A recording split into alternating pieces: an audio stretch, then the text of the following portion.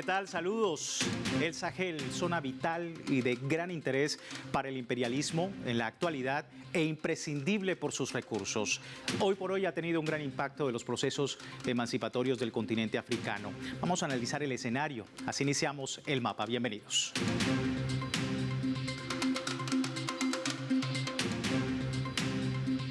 Así revisamos algunos datos de nuestro mapa para poder entender un poco más este escenario. Vemos acá a Níger con su bandera. Nos ubicamos en este país situado en África Occidental por su relevancia histórica y lo que está liderando en este momento. La semana pasada albergó a más de 2.000 personas de varios continentes en la Conferencia Internacional de Solidaridad Antiimperialista con los pueblos del Sahel. Más de 30 países estuvieron en la capital de Níger, Niamey, bajo el lema que pueden apreciar en pantalla: por la unidad antiimperialista, la paz y la amistad entre los pueblos. Esta actividad reunió a líderes progresistas que apoyan los levantamientos populares y militares del Sahel y evidenció la lucha de los pueblos africanos para lograr una verdadera libertad, además de develar la solidaridad mundial por un África libre. Evento que fue organizado por el Panafricanismo Hoy y la Organización de los Pueblos de África Occidental. Reunió a activistas, líderes políticos, representantes sindicales y miembros de movimientos sociales para comunidades africanas de todo el mundo. Una conferencia que cerró con la declaración de Niamey que destaca las acciones revolucionarias del ejército, además de la sinergia que existe entre los militares, los movimientos populares y la sociedad civil organizada, indica el documento sobre unidad crucial para lograr ideales democráticos y patrióticos, además de un modelo de desarrollo al que aspiran otras naciones africanas. Pero, ¿qué ha pasado en el Sahel en los últimos años? Vamos a seguir añadiendo más datos. Nos ubicamos allí específicamente en el llamado Cinturón del Sahel, una región de África que cubre un área total de 3.053.200 kilómetros cuadrados. Atraviesa África de este a oeste desde el Mar Rojo, el Océano Atlántico, con más de 400 millones de habitantes. Como vemos en el mapa, allí está Níger, el último país de la región que se ha alzado en contra de un gobierno que respondía a intereses de Europa, que los llevó a múltiples carencias sociales y económicas en la principal reivindicación de este pueblo con la expulsión de las tropas francesas que estaban en el territorio con la excusa de combatir a grupos terroristas. Una región que se ha caracterizado en los últimos 4 años por las protestas masivas de la población. Han cambiado de gobierno a través de juntas militares. Sucedió ya en Guinea en 2021, Burkina Faso en 2022, Malí también en 2020-2021, República Chad 2021, Sudán también en 2021 y Níger en 2023. ¿Qué tienen todos estos en común? Que confluyen en una zona muy rica en minerales: petróleo, gas, litio, bauxita, cobre, fosfato, plomo, zinc, uranio, entre otros, y que están dispuestos a conseguir con el desarrollo de un nuevo modelo libre de imperios. Vamos de inmediato a sumar más datos con el análisis. Desde Brasil me acompaña el analista internacional Rafael Machado. Rafael, qué gusto saludarte, bienvenido. Muchas gracias, siempre un honor estar con ustedes en Telesur. Rafael, el Sahel como escenario clave hoy por hoy en la lucha contra el neocolonialismo. ¿Cómo observas este proceso? ¿Cómo precisamente ves el impacto que está teniendo esta zona en el mundo? Bueno, para comprender lo que pasa en Sahel es necesario, por supuesto, pasar por algunos hechos históricos, pero el principal es que toda esa región, o prácticamente toda esa región, con pocas excepciones, pertenecía a los dominios coloniales de Francia durante la gran parte del siglo XIX y más o menos la mitad del siglo XX.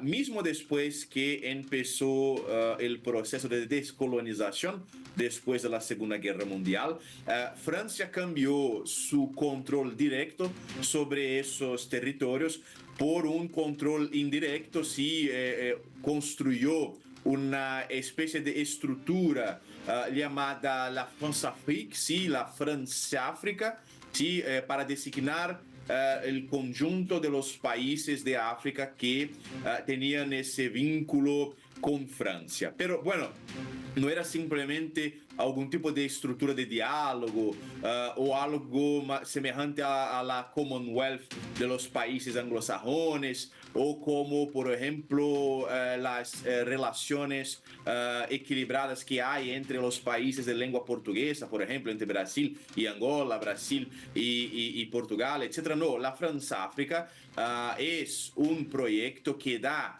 al Banco Central de Francia y desde algunos años al Banco Central Europeo, que es lo que controla el Banco de Francia, da a Francia y ahora a Unión Europea el control sobre la moneda en esos países africanos, porque ellos en general no tenían, mismo con su independencia, no tenían su propia moneda, aún utilizaban el franco, la moneda que era la moneda francesa antes del euro, pero un franco diferenciado, una moneda que es la misma moneda de Francia, pero con algunas diferencias y con la emisión y otros detalles de la política monetaria controladas desde París y ahora desde Bruselas y también desde Suiza. Por supuesto, sin el control de la política monetaria no es posible conducir cualquier política soberanista porque no tiene el control de un elemento básico que va a influir sobre todos los procesos económicos, sobre todo el comercio, etc. Y por supuesto, entonces, en la medida en que esos países no tenían control de su moneda, también lo que vimos desde entonces es que nadie de ellos consiguió cualquier grado de desarrollo. Están ahora, más o menos, o por lo menos estaban hace 2 años, 3 años, más o menos como estaban cuando conquistaron su independencia, en más o menos el mismo grado de desarrollo a causa del hecho de que no tenían una auténtica soberanía y seguían siendo controlados a partir de París y, más reciente, a partir de las estructuras de la Troika, de la Unión Europea. Bueno, más allá de eso, del hecho de que no tienen esa independencia económico, financiera y monetaria, existe una relación que es una relación predatoria en el comercio entre esos países de Francia-África y Francia, por supuesto, pero también otros países europeos y también de Norteamérica, que es el hecho de que a causa de estas relaciones históricas, esos países centrales consiguen los recursos naturales de esos países por precios bastante abajo del mercado. Entonces, por ejemplo, si tomamos Níger, que posee aproximadamente 5% de las reservas de uranio mundiales, los precios con que Francia conseguía ese uranio era bastante abajo de los precios de mercado. Eso servía a la ventaja de Francia, por supuesto, porque es un país que invirtió en la energía nuclear sin tener cualquier mina de uranio. No hay mineración de uranio en el territorio de Francia. Francia adquiere el combustible, la materia prima para sus usinas nucleares, sus plantas nucleares en África a través de estas relaciones. Y bueno, complementando todo eso, você tiene el hecho de que toda esa región es bastante afectada por la proliferación de grupos terroristas de orientación salafista o wahhabi, semejantes a los grupos terroristas que están intentando destruir a Siria, intentaron destruir a Irak y otras partes del mundo. Sí. Pero sí, esos grupos terroristas, pero como nosotros sabemos, siempre fueron alimentados por armas y municiones que vienen desde el occidente, como nosotros sabemos que se pasó con el Ejército Libre de la Siria, que es la principal formación de esos grupos terroristas en Siria. Claro. Entonces existe esa desestabilización en el Sahel y ahí, para aprovechar eso, Francia utiliza sus tropas para ocupar posiciones estratégicas para decir que está combatiendo a esos grupos terroristas. Pero ahora, esos grupos terroristas nunca se acaban. Sí, ahora, hoy por hoy, Rafael, se puede decir que, teniendo en cuenta toda esta situación, que se está gestando un proceso decisivo para el avance de otro escenario, de la multipolaridad, por ejemplo, el fin del dominio imperialista en esa parte del mundo. ¿Qué desafíos observa sobre ese propósito? Absolutamente, nosotros vemos principalmente con Burkina Faso, Mali y Níger, pero con muchas conexiones en otros países de África, que hay allí la formación de algo como un núcleo de un polo africano en la multipolaridad, por supuesto en complementación a algunos desarrollos interesantes que hay en otras partes de África también. Y bueno, lo que es clave en esa transformación es que esos países, para escapar de esa presión y de esas relaciones predatorias establecidas con Francia, pero también con Estados Unidos, construyeron pontes diplomáticas, comerciales, logísticas, incluso militares, con países como Rusia y China. Y bueno, para que se vea las diferencias entre las cosas, Francia está, dicen, combatiendo el terrorismo en el Sahel hace 10 años más o menos, 15 años, pero bastó esa alianza, por así decir, con Rusia, una alianza militar que garante entrenamiento, garante apoyo logístico, etcétera, para haber de hecho una disminución en el tamaño de los grupos terroristas. Muchos de esos grupos terroristas están siendo expulsados o destruidos en la región del Sahel después que, en la cuestión de pocos años después de las revoluciones nacionalistas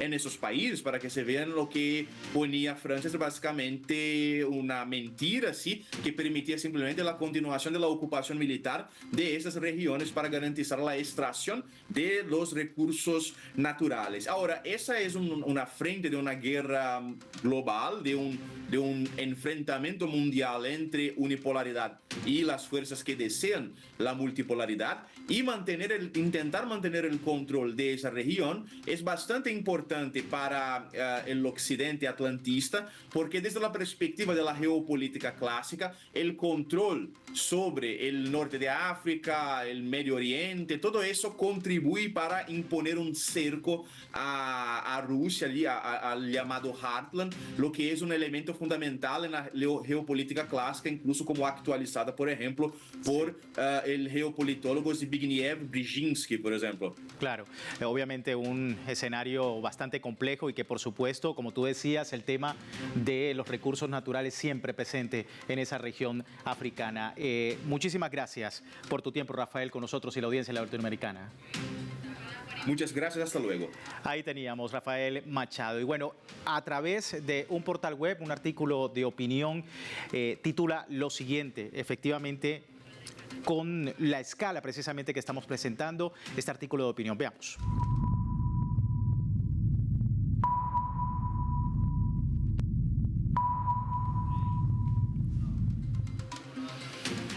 Esta vez a través de un portal web, La Escala el día de hoy, un artículo de opinión que titula La Unión Europea en el Sahel, repensando su papel más allá de la seguridad. Paralelamente, el Sahel ha sido el escenario de una dinámica creciente de competitividad geopolítica. La presencia cada vez más importante de estados, pero también de actores no estatales, procedentes de lo que podríamos denominar el sur global y que como mínimo rivalizan con la presencia de actores occidentales, pues ha redibujado en poco tiempo el mapa de alianzas y relaciones en la zona que hasta hace poco estaba monopolizada por la presencia de países europeos y de los Estados Unidos en todo ese entramado. La aparición de Rusia y de otros actores pues ha hecho que también una buena parte de los debates internacionales se aboquen al Sahel, ejemplo de una dinámica efervescente de interacciones, de tensiones geopolíticas que ponen de relieve el momento histórico de cambio global que se está viviendo, un cambio que autores como Amitabh Acharya ha denominado mundo multiplex o poshegemónico, una lectura bastante interesante a propósito de este tema del Sahel.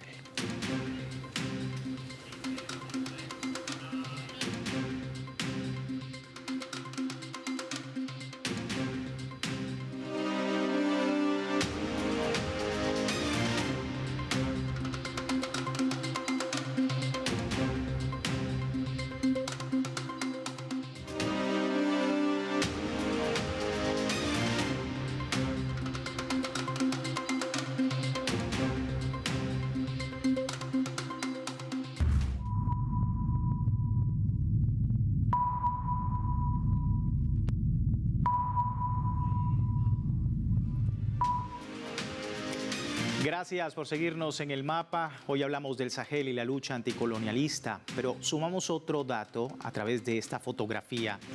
El ejército de la República Checa regresa un año después a la región del Sahel para el supuesto adiestramiento de las Fuerzas Especiales de Mauritania en el marco de un programa de la OTAN en una zona donde existe la presencia de Rusia y China. Recordamos que esa misión terminó con los golpes militares de Mali y Níger en 2023 y la nueva orientación de esos países. Jan Girés, director del Departamento de Policía y Estrategia de Defensa del Ministerio de Defensa checo, anunció que esta ayuda se hace importante en vista de los intereses económicos y de seguridad tanto de Chequia como de toda Europa, ya que la propagación de la influencia rusa y china en la región pues está avanzando rápidamente.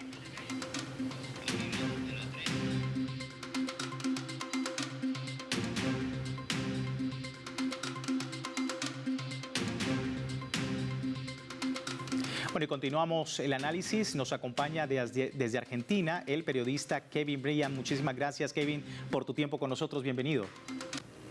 Hola, ¿qué tal, Luis? Espero que me escuches bien. Un placer. Un placer escucharte y, bueno, efectivamente para tener lectura de lo que estamos abordando el día de hoy y hablar de esa importante reunión. Participantes de diversas partes del mundo, América, Asia, África, pues han asistido, ¿no?, a esta conferencia de solidaridad con los pueblos del Sahel en un complejo contexto en África, con atención específica en la región de Sahel. ¿Qué decir de esta iniciativa y el apoyo de los pueblos resueltos de líderes de esta alianza de los estados del Sahel? Bien, bueno, indudablemente estamos ante un ciclo que empieza cada vez a despertar mayor interés en el hemisferio occidental. Indudablemente lo que empezó siendo un ciclo que parecía simplemente de golpes de Estado empezó a tomar producto de los acontecimientos, también un poco del carácter y la fuerte presencia colonial que Francia sostenía. Vamos viendo un giro de los acontecimientos que tiene que ver fundamentalmente con estas políticas que han llevado a cabo los dirigentes, ¿no?, de allí, Assimi Goïta de Mali, Ibrahim Traoré de Burkina Faso y, bueno, el caso del general Chiani en Níger. Un proceso muy interesante desde la cuestión de las nacionalizaciones, teniendo en cuenta también todos los procesos que tienen que ver con la revalorización del patrimonio nacional. Y eso indudablemente al sur global le resulta atractivo en un contexto en el cual estamos viendo una pugna entre países emergentes, entre aquellos países que ya están consolidados, lo que diríamos el norte global, y en este escenario pujante y donde las tensiones son cada vez más latentes, hay un ciclo revolucionario en marcha que indudablemente resulta atractivo y ejemplar para muchos países. No solo por esta cuestión de la impronta revolucionaria que estos actores le vienen dando, con lo que estuvimos mencionando, sino también por los acontecimientos en la región. Digo, el triunfo también hace muy pocos días en Senegal, mediante la vía democrática del panafricanismo y demás, indudablemente va envalentonando un espíritu donde los actores, tanto no solo de África, sino de Asia y de América Latina, empiezan a hacer un seguimiento a este proceso que cada vez empieza a tener una connotación más revolucionaria y al mismo tiempo de poder quebrar el status quo regional que tanto se sostuvo durante décadas. Sí, y preguntarte, precisamente hablabas de actores, preguntarte también por el papel que están teniendo, por ejemplo, los jóvenes, las organizaciones sociales allí en el Sahel, a veces que no son visibles en otros lugares del mundo, pero que han sido testigos precisamente de los levantamientos populares contra el neocolonialismo, contra la influencia política y militar externa en esa región. ¿Cómo estás viendo ese papel de jóvenes y organizaciones sociales? Bueno, el rol de los jóvenes en este sentido es fundamental. Lo vimos desde el primer momento, incluso cuando en el caso de Níger se produjo el golpe y Francia amenazó con intervenir militarmente, intervenir con la CEDEAO incluso. Allí hubo un reclutamiento y los jóvenes se enlistaron masivamente para defender hipotéticamente su país ante una invasión francesa y de la CEDEAO. Esto es un mensaje muy claro, ¿no? Significa que en buena medida la juventud apoyó en la etapa más dura de este ciclo, pero más allá de eso también acompaña en todo lo que tiene que ver con este proceso mediante lo que son las asambleas populares que se vienen realizando, sobre todo en las cuales se presentan problemáticas que tienen que ver con las comunas, con las distintas localidades y donde lo que se trata es, bueno, de decir si hay alguna problemática relacionada al yihadismo, cómo abordar eso, si hay alguna problemática relacionada a la cuestión alimenticia, cómo abordarlo. Esto le permite de alguna manera al gobierno conocer problemáticas que antes parecían totalmente centralizadas y que realmente no se llegaban a cubrir. Entonces, esta especie de descentralización que tiene que ver directamente con esta participación de los jóvenes, indudablemente está produciendo que haya un involucramiento de cada vez más jóvenes de otros países incluso, porque ahí está el espiral, lo que yo denomino que es este espiral revolucionario, que se hace contagioso, ¿no? Indudablemente, porque es un ciclo que por lo menos muestra señales muy claras de estar quebrando las estructuras que durante décadas fueron muy rígidas. Totalmente interesante esa visión. Kevin, te propongo ahora revisar nuestra leyenda a propósito del tema. Veamos.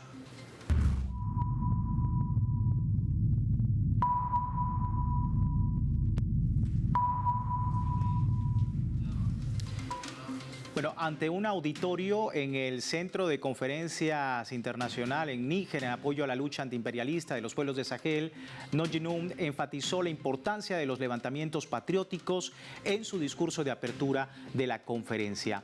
El primer secretario del Partido Comunista de Benín está comentando lo siguiente a través de esta cita, la colocamos en pantalla: están rompiendo contratos coloniales y preparando el escenario para que prevalezca la libertad y los derechos en su país. El pueblo del Sahel es un gran ejemplo para los pueblos de África y el resto del mundo.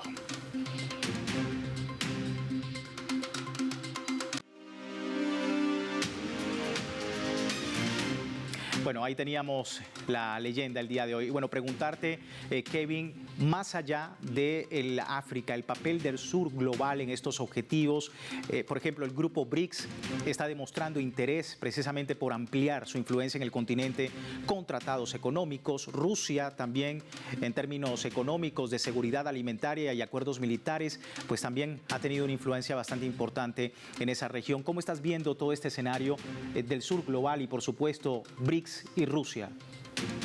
Bien, bueno, me parece fundamental resaltar esto por lo siguiente. En el caso de los BRICS vienen mostrando un interés financiero en el caso de lo que es asesoramiento con un proyecto que tienen estos tres países que siempre mencionamos, los países de la Alianza de Estados del Sahel, que tienen la idea de alguna manera deshacerse del franco CFA, ¿no? De esta moneda que de alguna manera los ató durante décadas. Y uno de los asesoramientos fundamentales que están recibiendo es justamente del Banco para el Desarrollo de los BRICS, que lo que les está sugiriendo es, en primera instancia, obviamente la acumulación de reservas de oro y demás, como para poder darle un andamiaje a esa divisa que ellos proyectan que en los próximos 2 o 3 años van a poder lanzarla, ¿no? Una moneda conjunta que sería fundamental. Y ahí está justamente este rol que tienen bloques como los BRICS, que tienen las herramientas financieras, el asesoramiento, los equipos técnicos para efectivamente colaborar con estos países. El rol que está teniendo, por ejemplo, Rusia en materia de seguridad, sobre todo se nota muy claramente en el caso de Mali,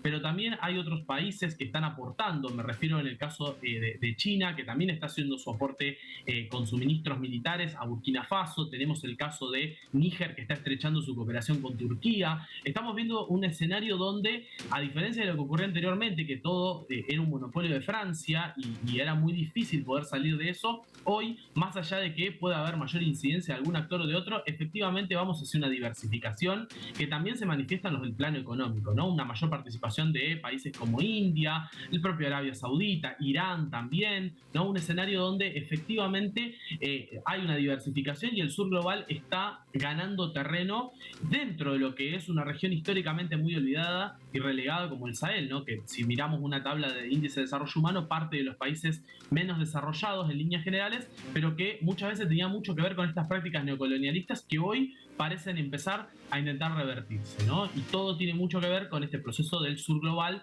ayudando y colaborando con este proceso. El sur global ganando terreno allí en el Sahel. Muchísimas gracias, Kevin, por este tiempo con nosotros para poder entender un poco el escenario en ese lugar y, por supuesto, lo complejo de lo que ocurre allí en el Sahel. Vamos con esto a nuestros vectores.